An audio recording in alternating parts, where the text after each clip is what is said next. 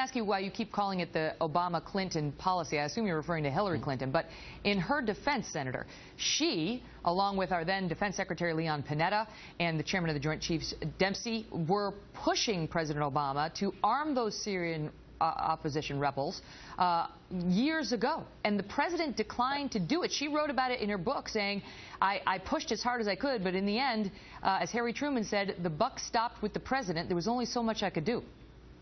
The reason I call it the Obama-Clinton foreign policy is that they are intertwined. She was his Secretary of State. She was in charge with implementing the strategy of, quote, leading from behind, which in effect featured the United States withdrawing from leadership in the world, and it created a vacuum into which these players have stepped. You know, the idea of our supporting the rebels in Syria, among those rebels was ISIS.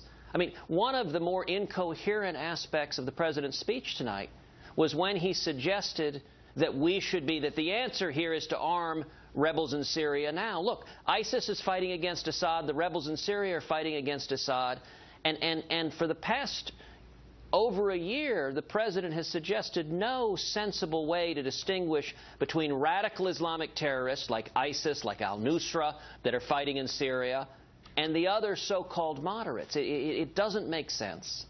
And Megyn, it's reminiscent of another aspect of his speech, where he said that our acting against ISIS effectively is dependent upon political reconciliation in Iraq. Listen, the Sunnis and Shiites,